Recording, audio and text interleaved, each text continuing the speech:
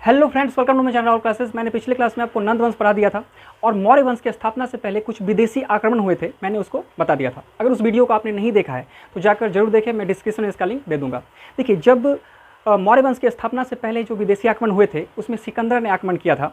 और सिकंदर जब आक्रमण किया था तो एक राजा आम्बिक थे और वो राजा आम्बिक उस सिकंदर की अधीनता को स्वीकार कर लिए थे, क्योंकि राजा आम्बिक ने जब सिकंदर की सेना देखी तो बोले, वाह, इतनी बड़ी सेना है, मैं इससे नहीं लड़ सकता, और वो इनकी अधीनता को स्वीकार कर लिए। जब ये पंजाब के क्षेत्र में आया, जब सिकंदर पंजाब के क्षेत्र में आया तो राजा पोरस के साथ इसकी युद्ध हुई थी। राजा पोरस बहुत ही बहादुरी से लड़ा था और राजा पोरस लास्ट में हार गया, बट ये बहुत बहादुरी से लड़ा। इससे प्रभावित होकर इसकी जो पत्नी थी बहुत ज़्यादा प्रभावित हुई कि बहुत खतरनाक राजा है ये, तो प्रभावित होकर उसे अपना भाई मानकर कलाई पर राखी बांध दिया था। ठीक है, राजा पोरस भी हार चुके थे। फिर ये झेलम नदी के तट पे युद्ध हुआ था ये, और रावी नदी को पार करने से जो है उसकी सेना मना कर दी थी और सिकंदर वापस चले गए और बेबीलोन में इनकी मृत्यु हो गई। यहाँ तक हम आपको बता दिए थे। आज हम पढ़ेंगे मौर्य वंश के बारे में। तो चलिए हम जानते हैं मौर्य वंश को। देखिए, मौर्य वंश की जानकारी सबसे पहले कहाँ से मिलती है इसके बारे में हम बात करेंगे। तो मौर्य वंश की जानकारी मिलती है इंडिका नामक पुस्तक से मिलती है। इंडिका जो है ये मेगास्थनीज ने लिखा था। इसके बाद राजतरंगिणी जो पुस्तक है वो कल्हन ने लिखा था। किसने लिखा था? कल्हन। इससे भी जानकारी मिलती है मौर्य वंश की। इसके बाद मुद्रा राक्षस जो कि विशाखा दत्त ने लिखा था, इससे भी जानकारी मिलती है। और इसके बाद आपका जैन तथा बौद्ध ग्रंथ से भी इसकी जानकारी मिलती है। तो जानकारी समझ में आ गया। अब चलते हैं, इनके संस्थापक जो थे वो थे चंद्रगुप्त मौर्य। चंद्रगुप्त मौर्य जो थे इनके संस्थापक थे। इनकी माता का नाम था मोरा। क्या नाम था? मोरा। और जाति से ये शूद्र थे। जाति से क्या थे? शूद्र थे। इनके गुरु का नाम था चाणक्य।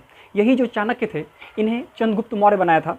ये एक नॉर्मल फैमिली से बिलोंग करते थे और चाणक्य ने इन्हें बहुत शिक्षा दी और उसके बाद इन्हें चंद्रगुप्त मौर्य बना दिए। देखिए, चाणक्य की बेइज्जती कर दिया था घनानंद ने। उस समय में जो नंद वंश था उसमें सबसे क्रूर शासक जो था वो घनानंद था, और घनानंद ने चाणक्य की बेइज्जती कर दी थी और इसका बदला लेने के लिए इसने चंद्रगुप्त मौर्य को तैयार किया था। और चंद्रगुप्त मौर्य ने घनानंद को पराजित कर दिया, है ना, घनानंद का अंत किया और घनानंद की पुत्री दुर्धरा से शादी कर लिया। क्योंकि दुर्धरा जो थी अपने पिता को भी पसंद नहीं करती थी, क्योंकि दुर्धरा देखती थी कि मेरे पिता अय्याश टाइप के हैं, दारूबाज हैं, ज़्यादा पीता था, और ये भी पसंद नहीं करती थी। तो घनानंद की पुत्री जो दुर्धरा थी इनका शादी किससे हो गया? चंद्रगुप्त मौर्य से हो गया। इसके बाद सेल्यूकस निकेटर जो कि सेनापति था किसका? सिकंदर का सेनापति सेल्यूकस निकेटर जो था ये भी आक्रमण किया, परंतु चंद्रगुप्त मौर्य ने इसे भी पराजित कर दिया। देखिए, जब सेल्यूकस निकेटर आक्रमण किया था तो जब ये पराजित होने लगा तो अपनी बेटी हेलेना, इसे ही कार्नेलिया भी कहा जाता है, उसको आगे कर दिया, अपनी बेटी को आगे कर दिया। तो चंद्रगुप्त मौर्य देखा बहुत ही सुंदर है, तो सेल्यूकस निकेटर जो है अपनी बेटी को इसलिए तो आगे किया था वो, ताकि उसे शादी कर सके, मतलब हम लोग एक रिलेशन में बन सके। तो इसके बाद तो ये ससुर जी हो गए, तो हेलेना से विवाह हो गया चंद्रगुप्त मौर्य का। हेलेना से भी विवाह किए थे चंद्रगुप्त मौर्य, जिसे कार्नेलिया भी कहा जाता है। ठीक है, इसके बाद जब शादी हो गई तो दहेज में सेल्यूकस निकेटर जो थे वो दहेज में एरिया आराकोसिया जेड्रोसिया पेरिस्पेमियाई, जो कि वर्तमान में इसका नाम कंधार, मकरान और हेरात है, उसे दहेज में दे दिए थे। दहेज में क्या दिए थे? एरिया आराकोसिया जेड्रोसिया और पेरिस्पेमियाई। अभी वर्तमान में इसका नाम क्या है? कंधार, मकरान तथा हेरात है। चंद्रगुप्त मौर्य ने सोचा कि मेरे जो ससुर जी थे, यानी पहले तो सेल्यूकस निकेटर वैसे ही युद्ध करने आया था, ससुर जी थोड़े थे, पहले तो वैसे युद्ध करने आया था, लेकिन जब इसका रिलेशन बन गया, ससुर जी बन गए, तो उन्होंने सोचा कि क्यों मेरे ससुर जी आए थे युद्ध करने, कुछ ना कुछ तो कारण होगा, वैसे थोड़ी आएंगे। तो उन्होंने पता किया तो पता चला कि ये हाथी के लिए आए थे। हाथी, तो हाथी जो था उड़ीसा के कलिंग में बहुत ज़्यादा मिलता था, तो चंद्रगुप्त मौर्य ने 500 हाथी उन्हें दान दिया था, 500 हाथी दान दिया था। ठीक है, इसका सेल्यूकस निकेटर ने अपना राजदूत मेगास्थनीज को भेजा था, क्योंकि जब शादी होती है तो लड़की के साथ इसका भाई या कोई जाता है ना, तो उसे उस समय में राजदूत मेगास्थनीज को उन्होंने भेजा था, उस जगह पे मेगास्थनीज को भेजा था। तो मेगास्थनीज आया था और आराम से चंद्रगुप्त मौर्य के दरबार में रहते थे, खाना खाते थे, रहते थे, मस्त रहते थे, घूमते रहते थे। और इन्होंने एक पुस्तक लिखा था जिसका नाम था इंडिका। मैंने यहाँ बताया था इंडिका, मेगास्थनीज जो था इंडिका नामक पुस्तक लिखी थी। और जब इन्होंने पुस्तक लिखा तो इसमें लिखा था उन्होंने कि भारत में लोग जो हैं, यानी भारत के जो लोग हैं, उन्हें पढ़ने का शौक़ है बट लिखने का शौक़ नहीं है। वो ज़्यादा लिखना नहीं पसंद करते हैं, पढ़ना ज़्यादा पसंद करते हैं, सुनना ज़्यादा पसंद करते हैं। ठीक है, ये बात इन्होंने लिखा था। इसके बाद सेल्यूकस निकेटर के बारे में समझ में आ गया। इसके बाद रुद्रदामन जो थे, रुद्रदामन के जूनागढ़ अभिलेख से यह जानकारी मिलती है कि चंद्रगुप्त मौर्य ने सरकारी खर्च से गुजरात के सौराष्ट्र में सुदर्शन झील बनवाया था।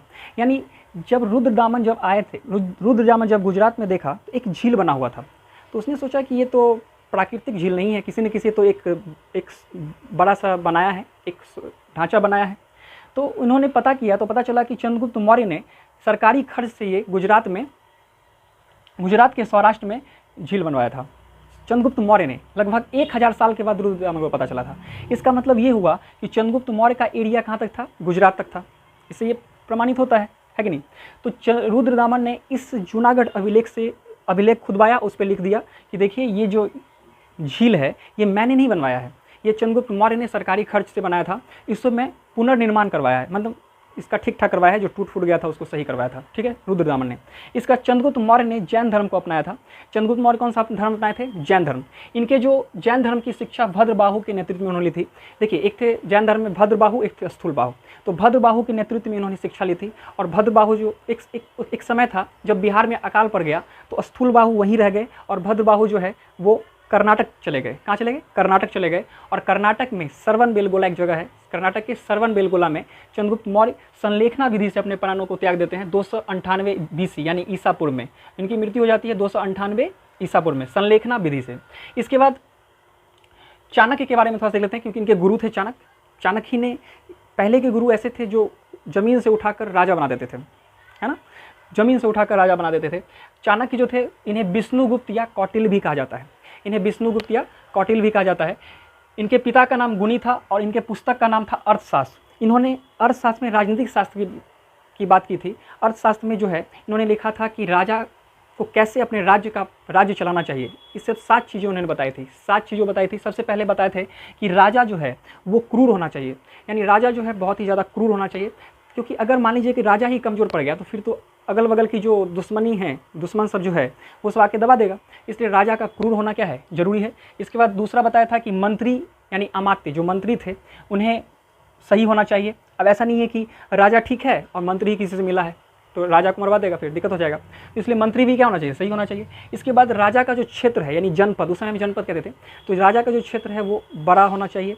इसके बाद चौथा उन्होंने बताया था दुर्ग यानी किला, जो राजा हैं उनके चारों तरफ किला होना चाहिए ताकि कोई भी जो इनके दुश्मन देश हैं उन पे आक्रमण ना कर सके, इसलिए किला होना चाहिए।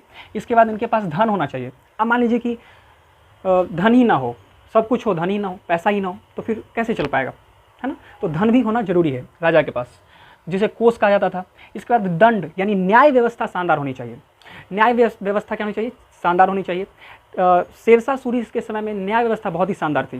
कहा जाता है कि शेरशाह सूरी के समय में अगर कोई महिला रात के 12 बजे रात में अगर सर पे टोकरी लेकर के, सोना भरा हुआ टोकरी लेकर के जाती थी तो किसी का हिम्मत नहीं था कि वो उसे टच कर सके, कोई भी इंसान। लेकिन अगर अभी जाए तो सोना सहित लड़की गायब हो जाएगी, तो वो अलग बात है। बट उस समय में कहा गया था कि दंड यानी न्याय व्यवस्था का शानदार होना चाहिए। चंद्रगुप्त द्वितीय जो थे, ये चंद्रगुप्त मौर्य हैं, गुप्त वंश में चंद्रगुप्त द्वितीय आए थे, उनका भी न्याय व्यवस्था बहुत ही शानदार था। इसके बाद जहांगीर का भी न्याय व्यवस्था बहुत शानदार था। कहा जाता है कि जब चंद्रगुप्त द्वितीय जब किसी को सज़ा सुनाते थे तो एक सिंहासन बनाए थे जो पत्थर का सिंहासन था। उस सिंहासन में बैठ के उन्होंने मतलब जब वो किसी का न्याय सुनाते थे, दंड देते थे, तो पत्थर के सिंहासन में बैठ के देते थे। इससे ये प्रमाणित करना चाहते थे कि जब मैं न्याय देता हूँ तो मेरे सामने जितने भी लोग हैं, चाहे मेरे घर के ही मेंबर क्यों ना हो, घर के ही मेंबर हो, लेकिन जब मैं बैठता हूँ न्याय देने के लिए तो मेरा दिल पत्थर के जैसा हो जाता है। इसलिए उस पत्थर का सिंहासन बनाए थे। इसका जहांगीर ने घर में 24 घंटी लगाए थे पहले, फिर 12 कर दिए। ऐसे करके न्याय व्यवस्था उन सब का शानदार था। तो इसमें किसने कहा था? चाणक्य ने, कि न्याय व्यवस्था आपका क्या होना चाहिए? शानदार होना चाहिए।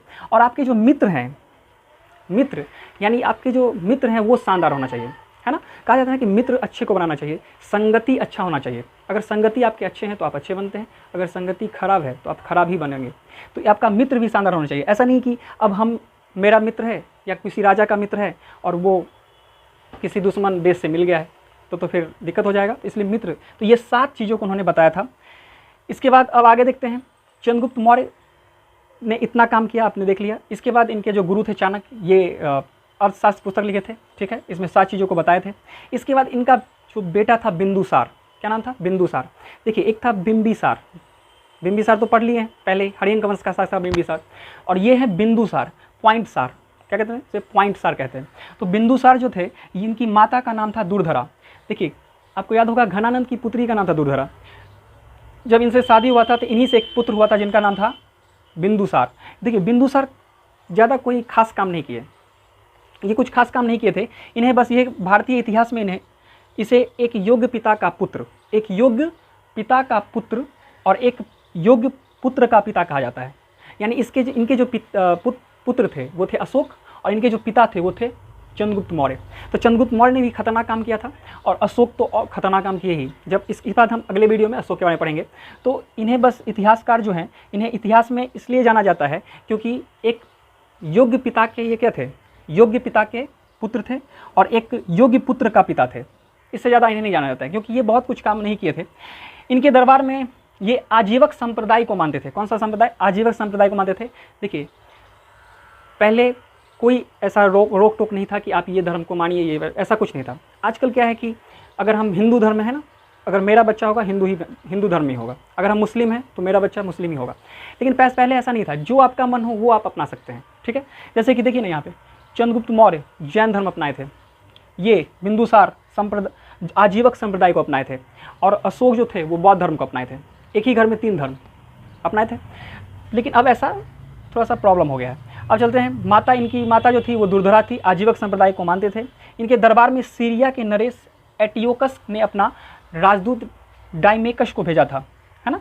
बिंदुसार के दरबार में डाइमेकस को भेजा था सीरिया नरेश, ठीक है। बिंदुसार ने इससे अंजीर मांगा था, मीठी शराब मांगी थी, अंजीर मांगा था, मीठी शराब मांगी थी, और दार्शनिक मांगा था। दार्शनिक मतलब डांसर मांगा था। लेकिन जो ये सीरिया नरेश थे, इन्हें अंजीर तो दिया, ड्राई फ्रूट होता है अंजीर तो दिया, शराब भी दिया, लेकिन दार्शनिक नहीं दिया। बोला कि हमारे यहाँ दार्शनिक का सौदा नहीं होता है, व्यापार नहीं होता है, तो दार्शनिक उन्होंने नहीं दिया था। इसके बाद बिंदुसार को अमित्रघात भी कहा जाता है। क्या कहा जाता है? अमित्रघात भी कहते हैं। देखिए, बिंदुसार के समय में तक्षशिला में एक विद्रोह हो गया था। तक्षशिला में क्या था? विद्रोह हो गया था। उस समय में तक्षशिला के राजकुमार कौन थे? सुसीम थे। बिंदुसार का पुत्र था सुसीम। बिंदुसार का पुत्र कौन था? सुसीम। तो सुसीम था, लेकिन सुसीम को बहुत मार था सब मिलके तक्षशिला में। सुसीम भागा है अपने पिता के पास, बोला कि बहुत मारा है हमें। उसके बाद जो बिंदुसार थे वो अवंती का राज्यपाल थे अशोक। इनका पुत्र अशोक भी था ना, और सुसीम भी था, तो सुसीम तो थुरा के आ गए। इसके बाद अशोक जो थे, अशोक को भेजा गया, वो अवंती के राज्यपाल थे। तो अवंती के जब ये राज्यपाल थे तो उन्हें बुलाया गया और बोला कि जाइए आप वहाँ पे इस विद्रोह को दबाइए। अशोक गए, एक लाइन से सबको काट दिए थे, एक लाइन से सभी को क्या कर दिए थे, जो विद्रोह कर रहा था एक लाइन से सबको काट दिए। और उसके बाद अपने पिता को मैसेज भेजे कि ये शांत हो गया, मतलब आज गए कल शांत। तो इन्हें पिता को बड़ा आश्चर्य हुआ कि अरे बड़ा बेटा मेरा थोड़ा के आ गया और छोटा तो बड़ा कामयाब है। तो उससे पूछा कि तुम कैसे इस विद्रोह को दबा दिए? तो बोला कि कोई बचा ही नहीं बोलने वाला, सबको मैंने दबा दी, काट दिया। तो बड़ा ही खतरनाक अशोक जो थे, बड़ा ही खतरनाक थे। और अशोक ने इस तक्षशिला में जो विद्रोह हुआ था उसको दबा दिए। इसके बाद बिंदुसार को अमित्रघात भी कहा जाता है। यहाँ तक आपको समझ में आ गया? तो आई होप ये सब आपको समझ में आ गया होगा। अब हम मिलेंगे नेक्स्ट क्लास में, अशोक में पढ़ेंगे, हम लोग अशोक के बारे में जानेंगे। तो चलिए मिलते हैं एक छोटे से ब्रेक के बाद। तब तक के लिए good night, take care and bye, thank you.